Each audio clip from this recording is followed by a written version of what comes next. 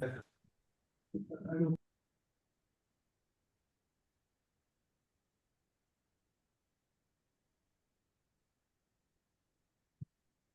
afternoon, everyone.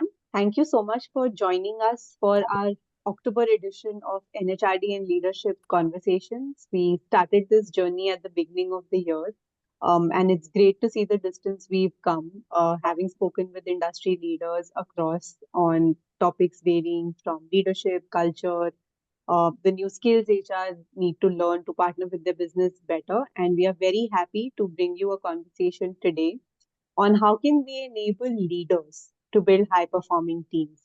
I'm Shivani. I'm a part of the Young Talent Council at NHRDN, and I will be your host today for this conversation. I'm very pleased to be in conversation with our two esteemed guests, Biswaroop Mukherjee, who is the HR head for Commercial Vehicle Business Unit at Tata Motors. He oversees the HR function for a $10 billion division that operates across India as well as overseas. He has over 20 years of HR experience in different geographies, organizations. His eclectic areas of expertise include organization design, managing change and transformations, rewards management, exec coaching, building high performance teams. And Biswaroop has also published a book named Apostles, which is on managing organizations and talent. Biswaroop, we are very pleased to have you amongst us. My pleasure. And we also have with us Gauri Dubey. Gauri heads talent management and organizational development at Writer Corporation. And Gauri has also led the talent development, organization development, L&D, and DEI functions across HDFC Mutual Fund, Bharti AXA Life Insurance, Standard Chartered Bank. Gauri, we are pleased to have you here today with us and really looking forward to learn more from your expertise. Thank you. Thank you so much. Great. So, why this topic, right? I think all of us today work in organizations where collaborating across functions, geographies, generations, expertise, sometimes even not sometimes, very often collaborating even outside the organization is becoming critical to delivering outcomes which are really valuable for business.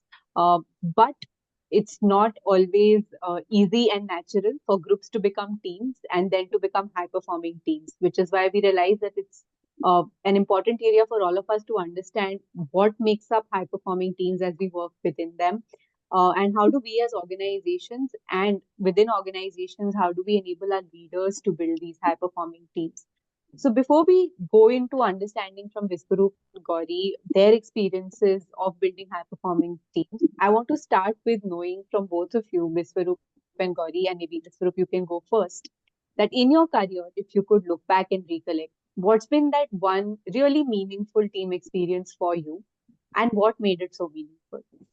Sorry, I lost the in between due to connection. Can you please repeat once? Sure, absolutely. My question was that if you could look back at your own career, what would you pick as that one meaningful team experience for yourself? Looking back when either you had been in a team or see a team be highly enabled, and what made it so meaningful? Okay.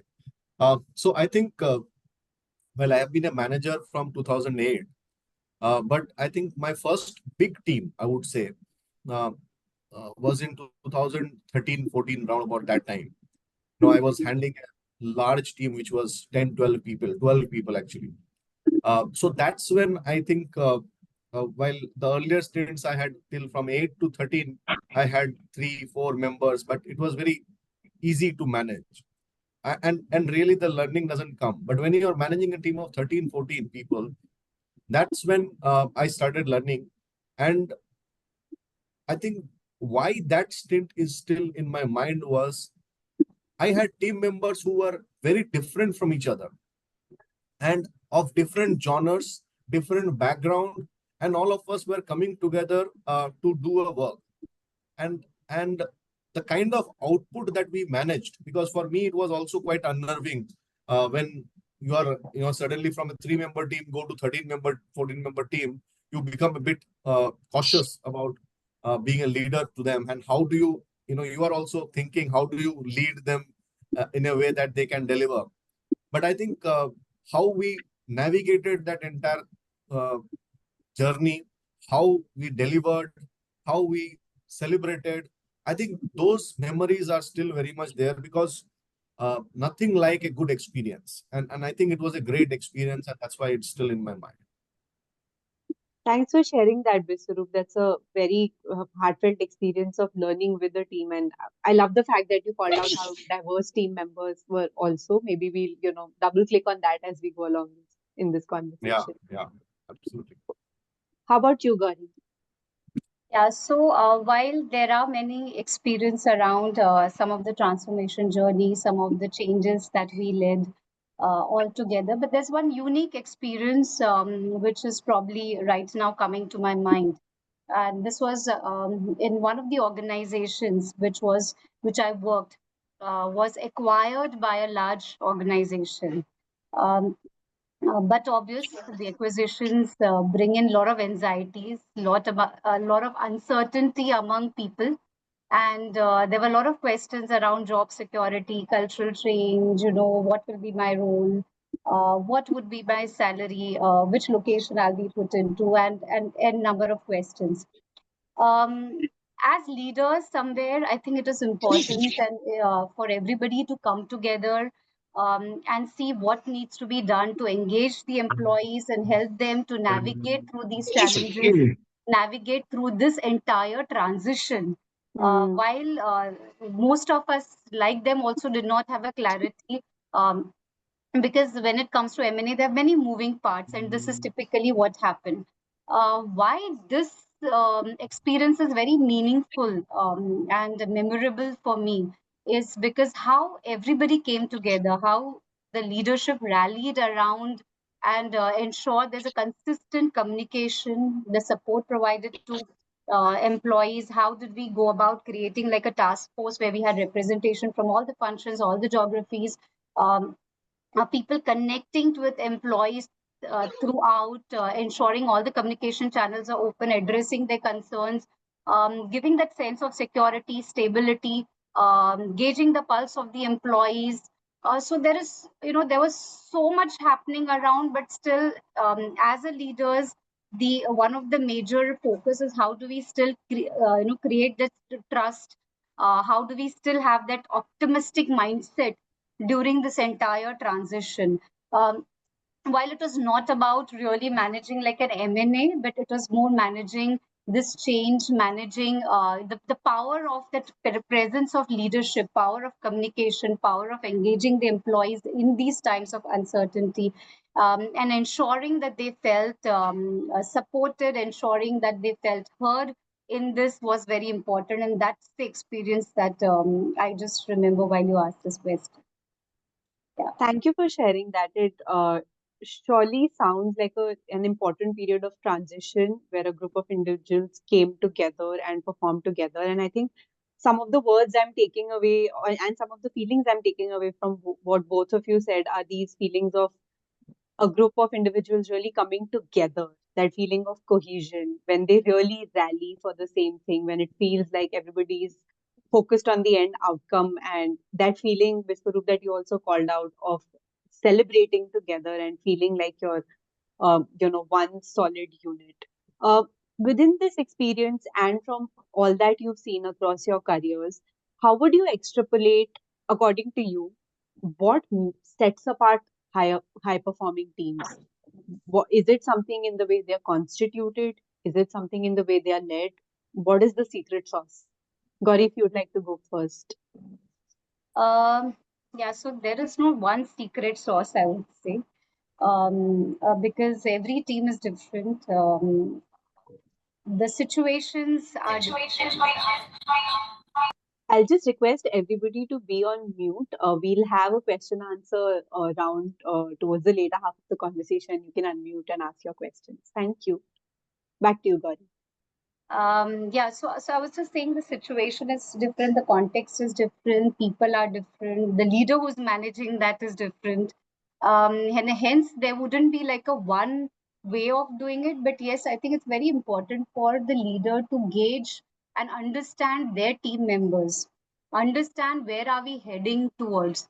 Look at try to know and acknowledge the strengths. See, we all are human beings. We need to acknowledge that first. we need to know that none of us have a perfect report card, right?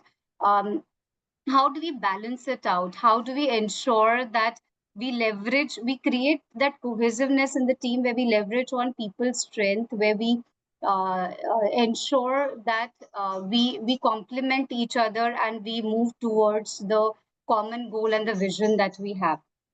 Most important here, I would say, is the alignment of the direction we are heading towards. I think that is most important, the getting the purpose there. Because unless people believe in what they are doing and unless people understand the impact that they are creating on the overall vision and the goals or the strategy of the organization, we will always have those broken parts. We'll always have at the end people not being able to find a value in what they are doing. And hence, I think these elements get very important as a leader, where we keep communicating, we keep sharing the purpose, we keep understanding and acknowledging each of their strengths, working around their strengths, helping them to work upon things that they need to develop. These elements get very important while we create a successful team. Viswarup, how do you think, what sets apart successful teams that you've seen? Okay, let me try. You are on mute. Yeah. Yeah. Yeah. Now you're now I think there was some error happening. Okay, so I'll just take 2 minutes because see, this is something that I have my book, which is Apostles, uh, written on, and this is one of the main themes around the book. So I will just share a few slides because I have a full day session around this, and anyone wants to do a full day session, I'm very happy to engage on that. So I'll just share my screen. Okay, you have to enable me to share the screen. Host has disabled. Avinashi, could we enable Viswarup to share his screen with the slides? Just give me a minute, ma'am. I'll just... Yeah, sure.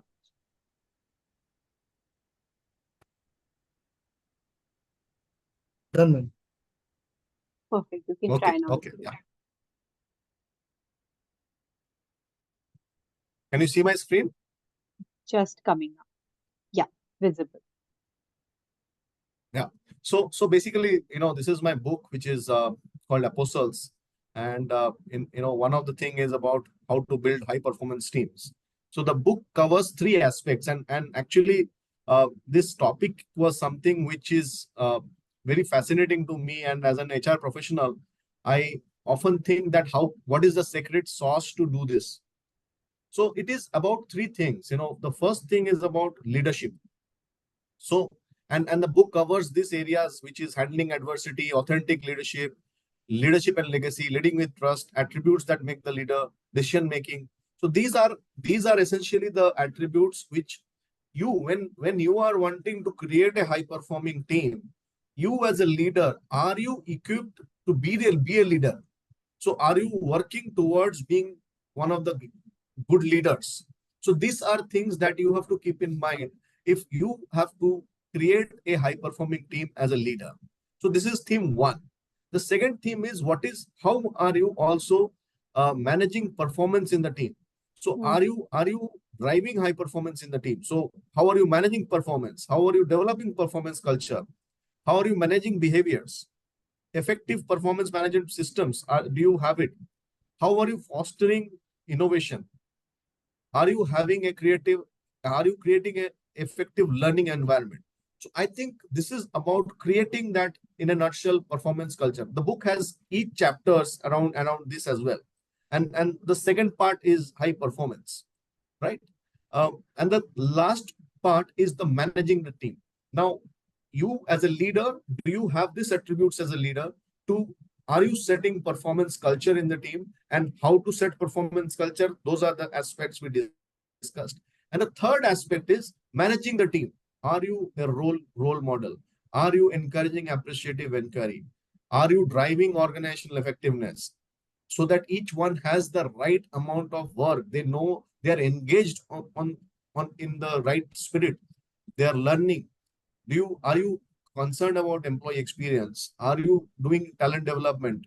Are you managing their careers, or are you just asking for work? I think these are the three things that a leader must have, and then only you will be able to create a high performance team. And that's why I said it's a 1 day session, and that's my book Apostles. So it's essentially about this. So I will break it down to three things: how am I making myself ready as a leader, two, how am I setting the performance culture, the various attributes you spoke, and three, uh, how am I building the team. I would say how the team is getting built, right? What are the things that on which I am building the team? So I think those are also very, very important aspects that we spoke about. And I think this managing the team, are you engaging with each one? I think all these are very, very important things. So managing the team, effective leadership from your side, and setting up a performance culture. Three important things. Thank you for encapsulating those for us.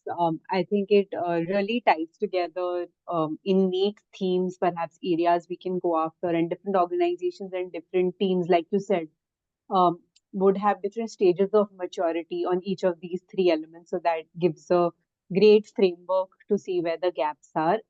Uh, Picking from what you said, Viswarup, and this is where Gauri, to both you and Viswarup, this question, picking the first element here, right, which is leadership.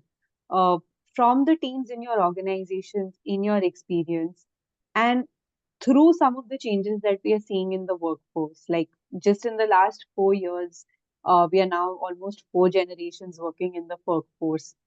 DEI is not just another function that we have. DEI is now the lens through which we do everything, right? It's how we innovate, it's how we go to customers. You have hybrid teams working from everywhere across the world. The kind of work we are all doing has been disrupted very significantly, at least since last year with AI and further, and that disruption is just continuing to deepen across all our functions.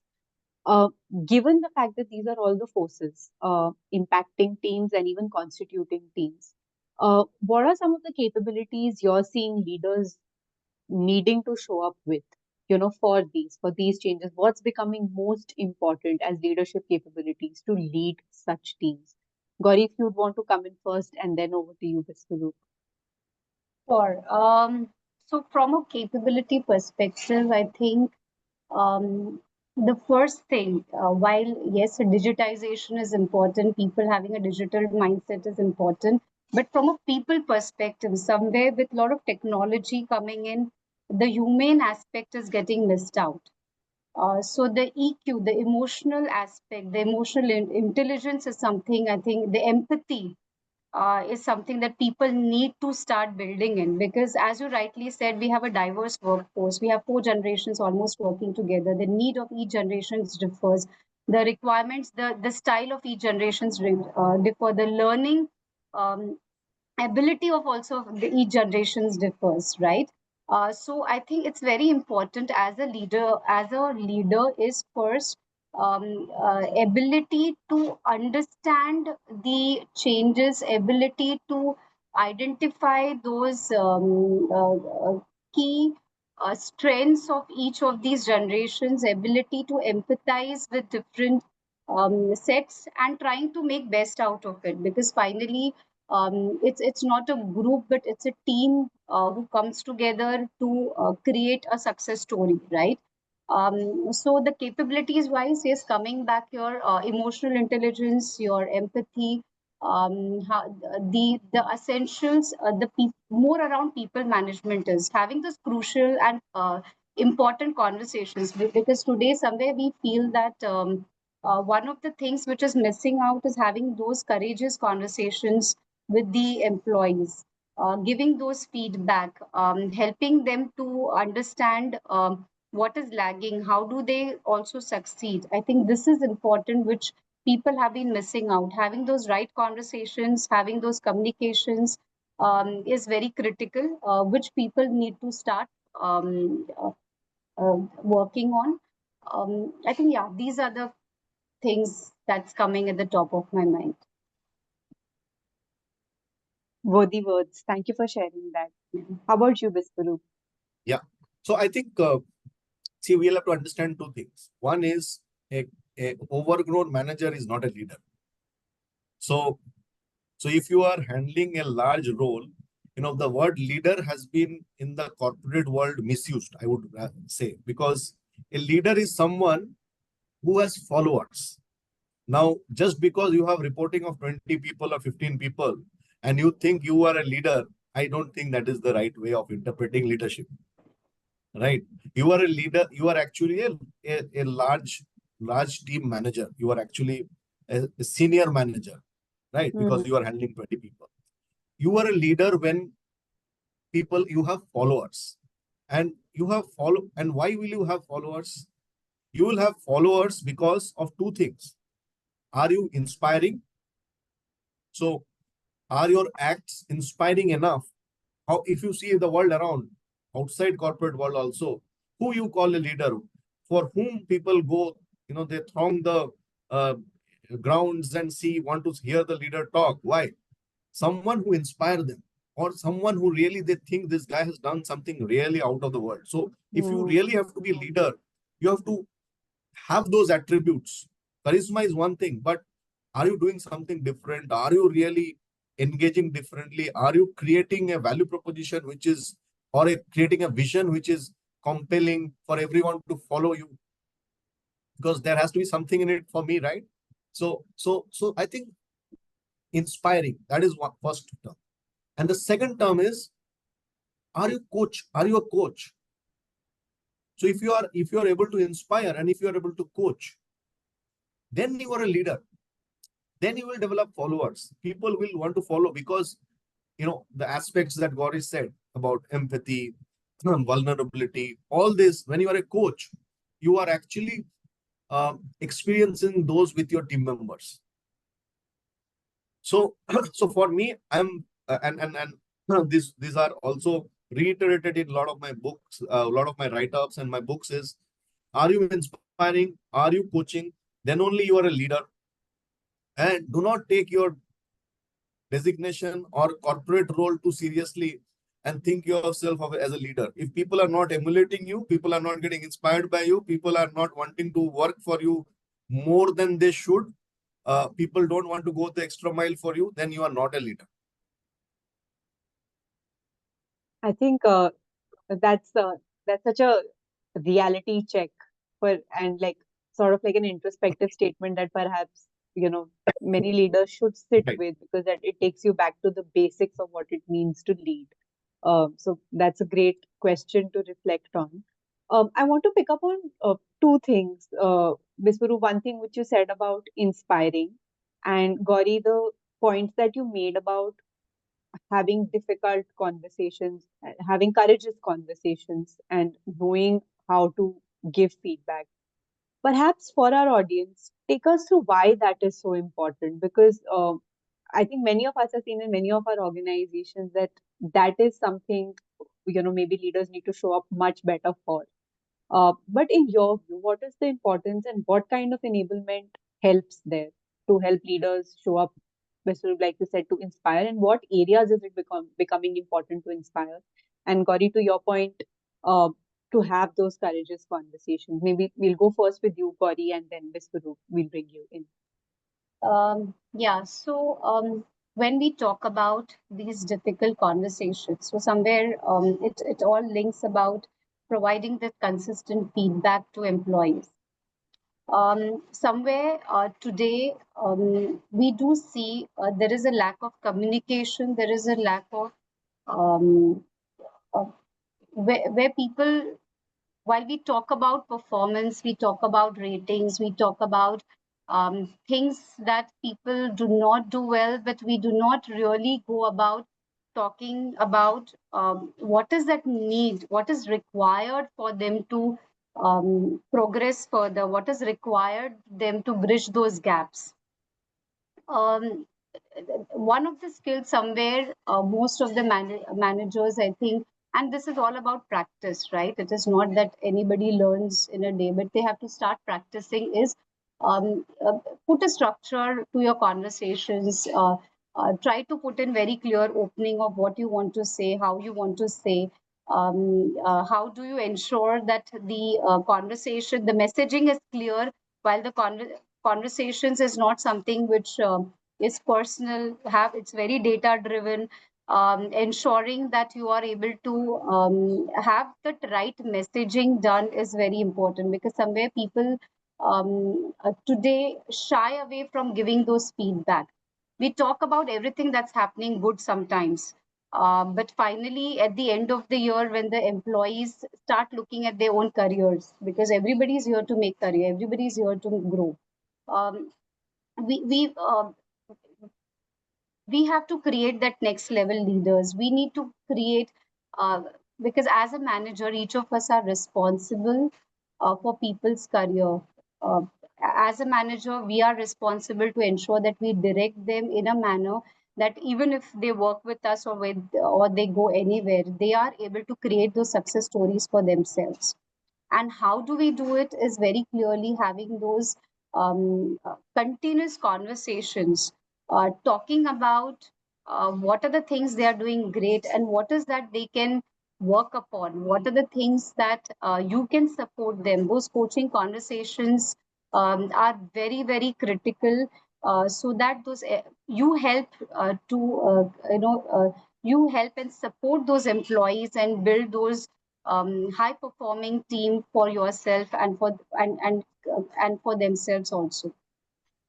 So that's, yeah.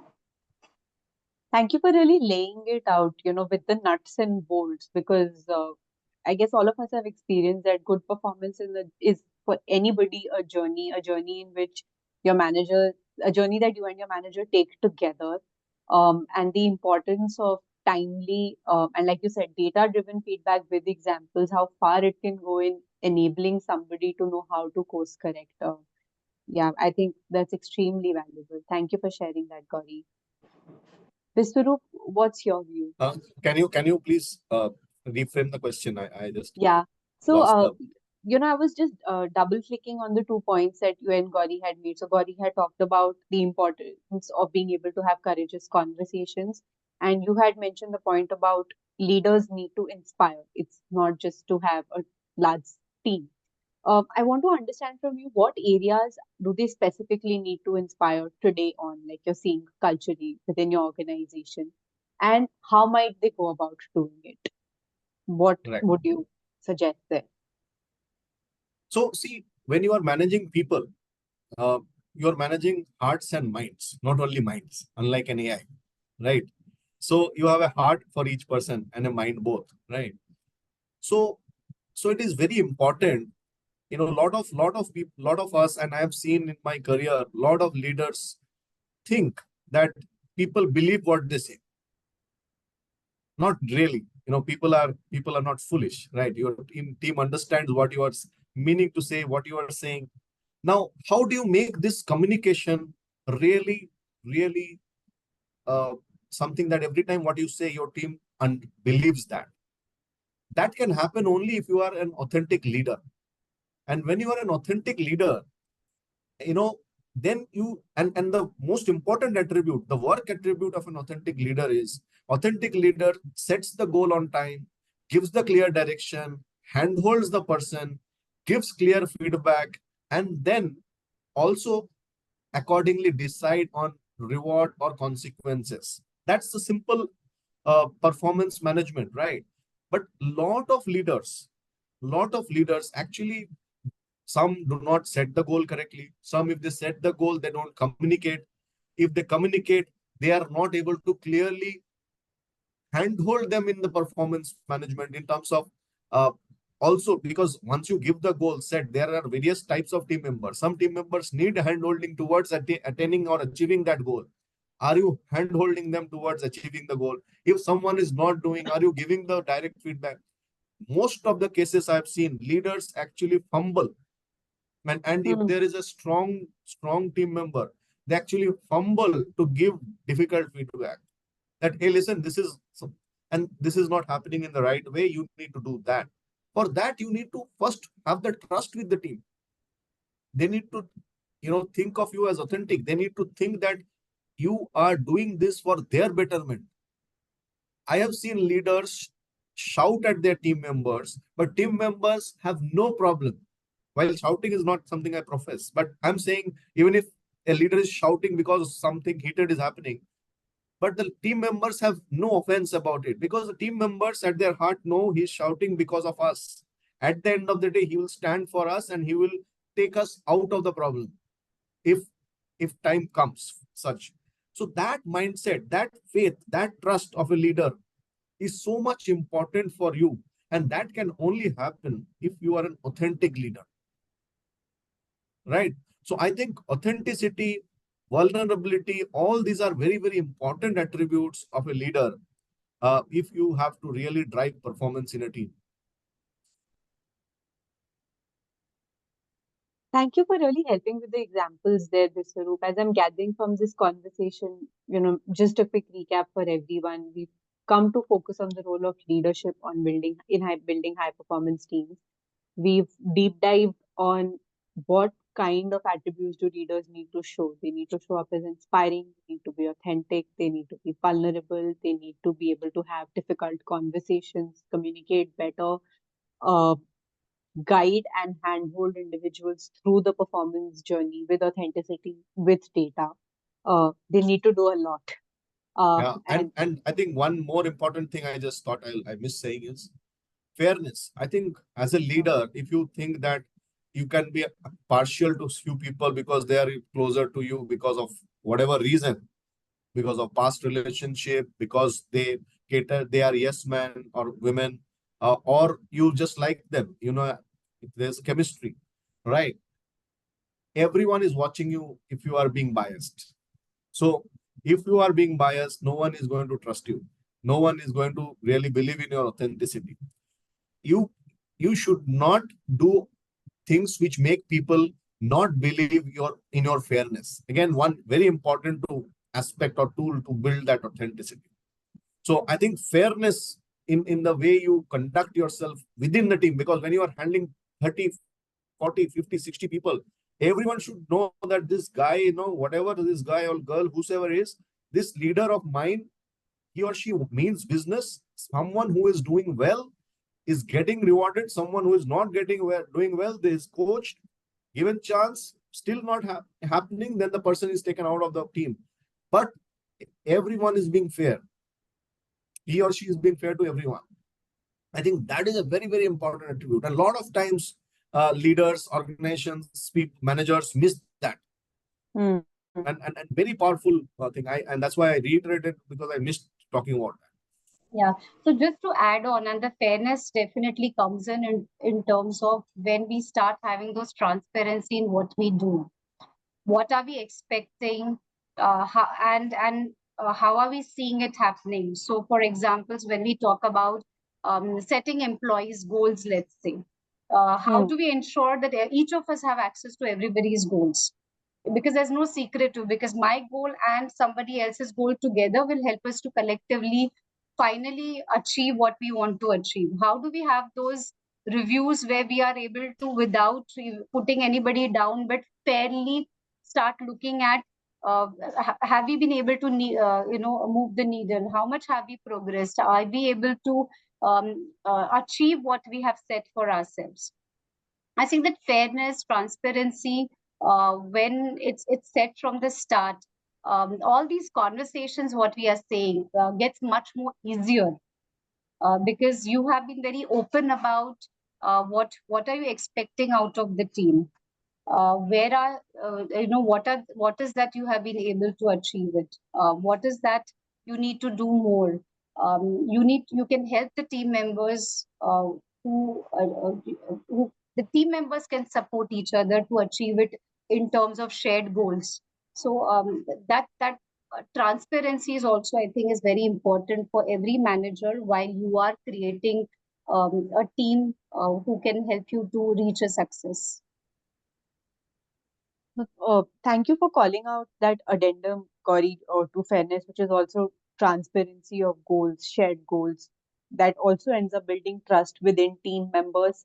And perhaps you foster, like you said, it's a culture of collaboration instead of competition because things are happening in silos. That's a great nuance to keep in mind.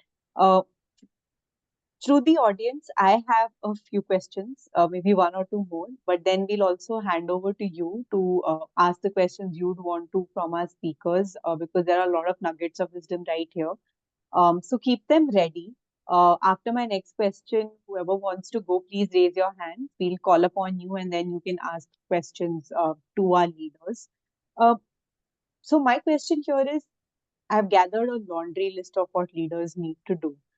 There is so much hinged on how they show up and show up through all these processes. I want to know from both of you, Biswaroop and Gauri, in your experience, how are you approaching enabling leaders to build such high performance teams? What's critical in what we build in these leaders, in how we enable them? And what are the methods that are really working in doing so? Because like I said, the environment of who the workforce is the same environment within which the leaders are also operating. Big shifts working across technology landscape changing. So how are we enabling leaders for these qualities and what methods are really working for you? Biswaroop, if you'd want to go first and Gauri, then Yeah. we bring you in. So I think I think enabling leaders, there are certain aspects. One is a bit long term, one is short to medium term, right? These are two aspects in enabling leaders. The short to medium term is, are you having regular team feedback sessions? So, are you having a team touch point every 3 to 6 months? So that is very important. Are you going back to the team seeking feedback about yourself, your conduct? That is one important thing. Second is enabling leaders with a certain data dashboard that, as a leader, you are supposed to do these aspects which are apart from your work on the people agenda. Are you doing that? So holding the leader accountable on the people agenda through various measures, be it 360-degree report, be it how many people are leaving his team. So the person is knowing that if attrition is high, I will be rated bad as a manager, right? Mm, So having a framework for holding managers accountable. So this is the short term. In the long term, you will have to have executive coaching sessions, because coaching is something where it is a reflective experience, and every leader should go through reflective experience to understand his or her strengths, weakness, things they need to change. So coaching and mentoring experience for the executives, that is a long term approach. And also there are a lot of immersive leadership development programs where you go through experiences yourself, you see for yourself, you learn from experiences. Not only a classroom is definitely there, but it is intertwined with various exposures, it is intertwined with various projects. So these are also immersive learning experiences also there, which enables a leadership development. thanks, Biswaroop. Gauri, how about you? Yeah, so I think yes, Mr. Swaroop has covered most of it, and I'll just add up or probably elaborate some of it.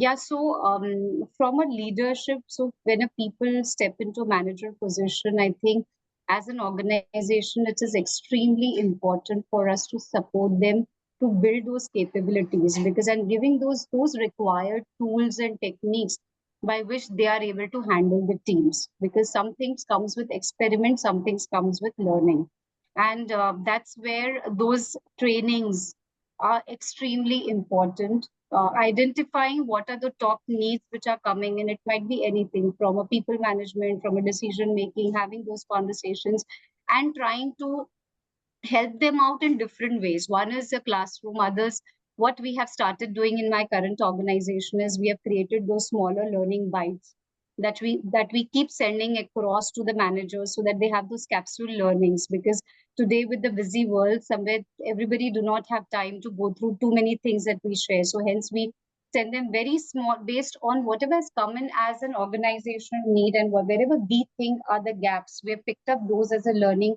We keep sending them videos, we keep sending them small infographics, short reads for them to look at, so that they also start understanding those little nuances of managing team.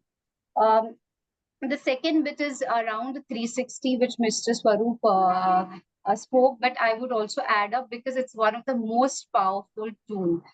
Because while as a leader, I have an image of myself, but it's very important for us to also see how you are perceived as a leader, and finally, the perception is a reality, and hence, uh, uh, a certain position and above, trying to get these tools from a development perspective only, and not from a performance, because this tools has to be taken more for a person to strengthen their own leadership qualities. So getting those tools, I think, certainly helps a lot. Executive coaching, as Mr. Swaroop said, um, helping them to also getting certain mentorship program, because see what happens as a mentorship program, so where you own up someone's career there, you own up someone's development there, and hence that becomes very important, because it's a little more effort that leaders start taking than what regularly in those regular conversations what you take.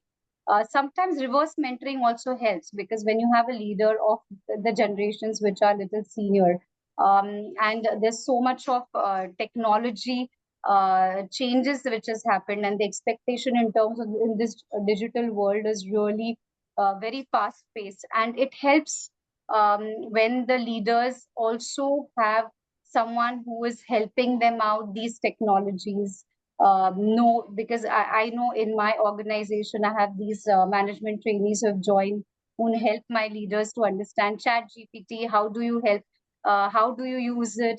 And different tools, which were tools of transcripts, and um, which our leaders find it very exciting.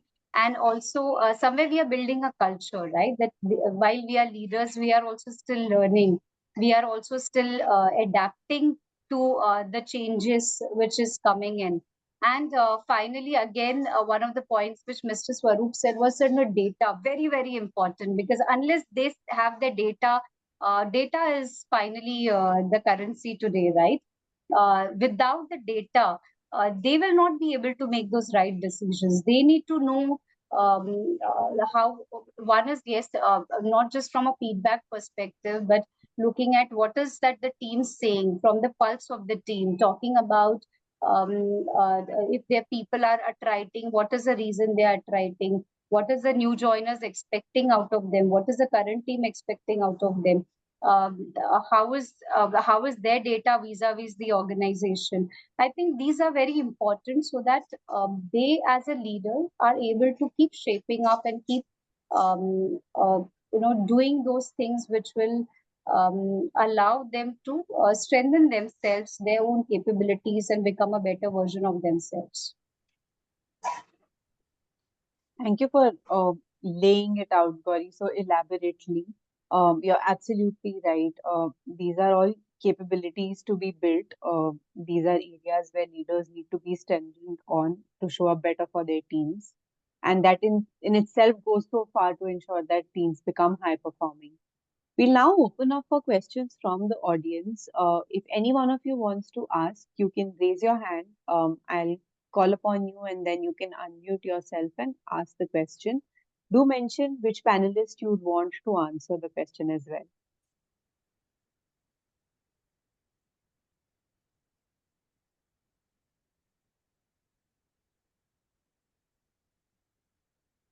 I think we We have have, already communicated enough. Yeah, we have someone who's raised their hand there. Dr. Velala, you can unmute yourself and ask your question.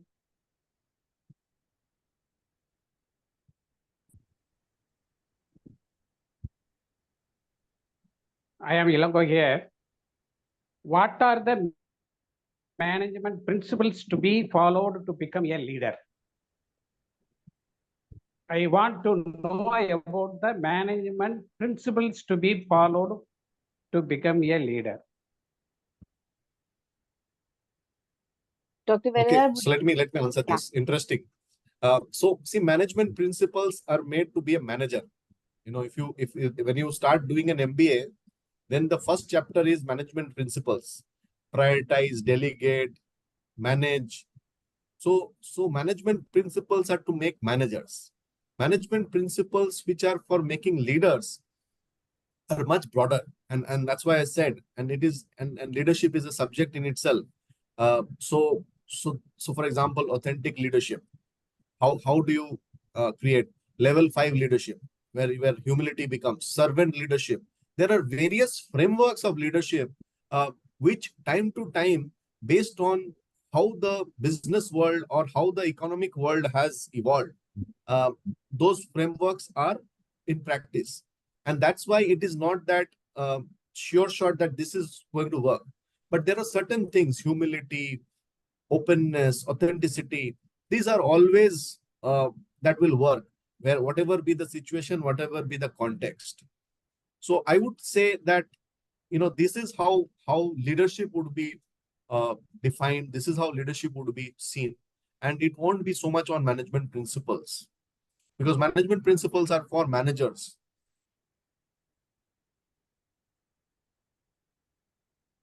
Thank you, Biswarup. I hope, Dr. Valala, that was helpful. Akshdeep, you put a comment on chat. If you can unmute yourself, please go ahead and ask your question.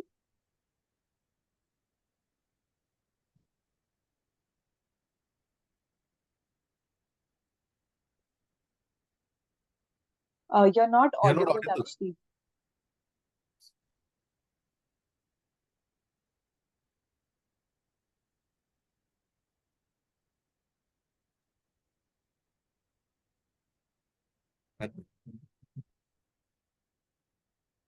You can add it on chat, maybe. Yeah, you can put it on chat and we can ask it post this. Maybe in the meanwhile, we'll take a question from Shahid. You raised your hand. Go ahead, Shahid. Yeah, thank you, ma'am, for the opportunity. This is a question to Mr. Swaroop and to Gauri, ma'am. I mean, I think both of you can split the answers if you want. As HR professionals, as students of HR, we always talk of succession planning. Succession planning is something that every organization wants the managers to plan and plan well. Whilst we do succession planning, can we also have planning in regards to leadership? Thank you. Go ahead, Gauri. So I'm just trying to clarify the questions. While we do succession planning, can we have planning in terms of leaders? Can you just explain that bit? Are you talking about succession planning for leaders? Are you trying to ask that? Shahid, you can unmute yourself to clarify. Yeah, yes, he's saying yes. Yeah. So yeah, I think succession planning is something extremely important from a continuity of any business and any legacy that you also leave as a leader. So as a leader, I think the first main estimate of whether you are a great leader is whether you have been able to create more leaders. So from an organization perspective, certainly it's one of the most critical process that every organization follows. So one of the things that I can share here and which has worked in fine is so succession planning is basically done where we identify certain critical roles, which are your key management roles. And the critical roles differ organization based on organization. For some, it's the leadership.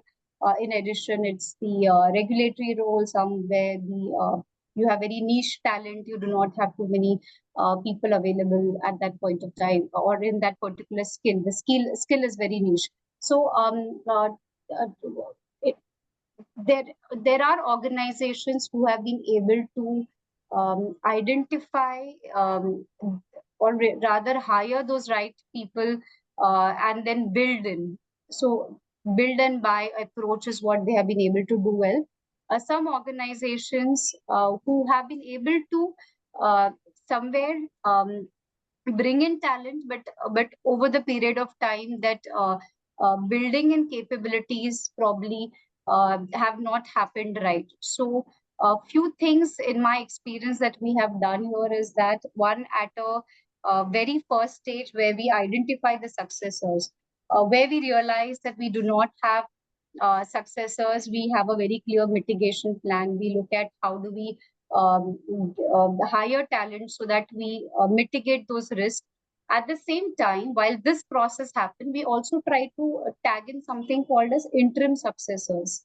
So even if the that key position person leaves, from a business continuity perspective, how do you ensure that the he or she is able to hold the fort for at least 6 to 9 months time while you have a replacement being done?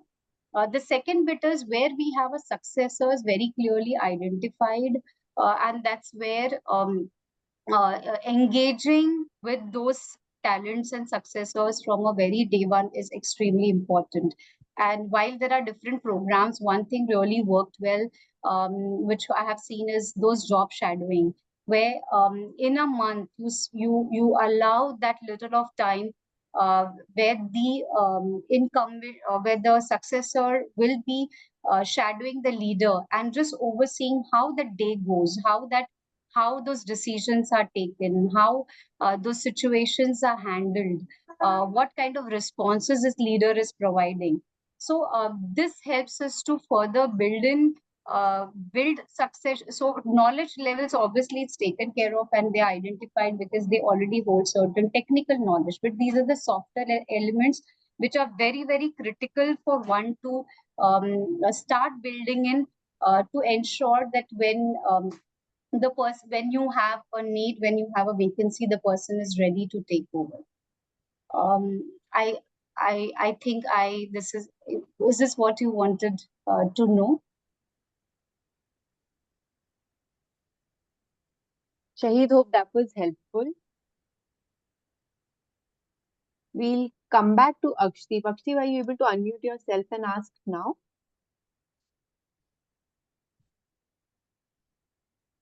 Or if you can just put your question on chat. No, we still can't hear you. We'll quickly take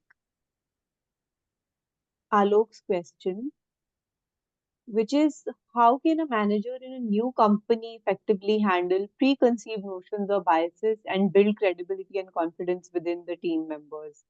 And the second question is, could you suggest some programs for executive coaching and coaching new members?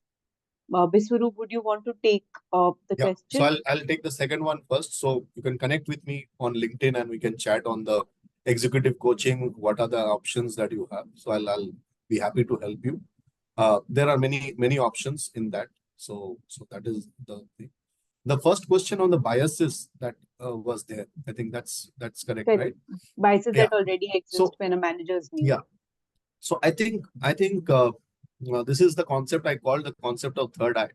So if you believe in the concept of third eye, which means that whatever you are doing in workplace, even if you are in office or you are at your home, if you believe that there is a third eye watching you, and you continuously work with that third eye concept, I think nobody will think you are biased, because you will do what is right for the organization, what is right for you, what is right for the team, right? Now, if you want to pull a fast one and then think people will perceive you differently because you pulled a fast one and you managed it in some way, so that it is not evident, you may get a chance first time, but eventually people understand what are your motives, what are your beliefs, what are your values. So I think be authentic, be open, be transparent, apply the third eye concept every time you are doing something at work. uh, I think you will be good. Nobody will have biases. Thanks, Biswarup. Thank you for answering that question. I think that's a great principle to perhaps keep in mind. That's how you build integrity. Hope that was helpful. Audible now? Yes, Akshdeep, you're audible. Oh, Yeah. finally. Go ahead. Yeah, hi everyone. So I have a question to both of the panelists. So a lot of the times, executive coaching is employed as a tool so that the leaders are guided and so that they in turn may guide their juniors. So, but what happens, you might come across leaders who are a little egoistical in the sense that, I am so experienced, मेरे को 20 साल, why do I need coaching? Like, or someone, younger than me coaching me on something. So how do you deal with, with the, when a coaching intervention is interpreted as, as threatening their image or perceived image in public? So I think a very good question, Arshdeep, right? Arshdeep, I think fantastic question and good that you asked. See, first and most important thing is I'm an ICF certified coach myself. The first thing you are taught when you go for any coaching certification is coaching ethics. And in coaching ethics, it is very, very important that what happens between you and the client remains in the room. So how you define the coaching process in an organization, that defines how it is perceived by team members. So if you create a environment and ambience in which you say that this is just purely for your development, what happens between you and your coach, it remains with you, and you really follow through that. What you only say that, yes, we will define the problem statement for you in a tripartite conversation. We will share with the coach that what are the things we think are your strengths, what are the things, and then between two of you discuss and see how you navigate this relationship. If you are keeping that ethical standard in deploying the process, you will always be right. Moment you start taking juice out of it and using it against a person, then people will stop believing you. Yeah, and just to add on, like he rightly said, I think your why are you doing these coaching is very important. Maintaining those ethical standards, maintaining that confidentiality is extremely important in any coaching. The first and foremost when it comes to coaching is the contracting, because unless that person feels that he or she needs that help, trust me, you will not be able to help him or her. Because somewhere, finally, it's the employee who has to open us up. It's not, coaching is not where someone tells you what to do, right? Coaching as a tool is very different than a mentoring, where in coaching, you are the one who tries to pick up where are the challenges, and you are the one who finds a solution through it by further introspecting and reflecting. So unless that person is ready, unless the person feels that yes, I need a help and I am able to, and the organization is here to help me, this will not be effective.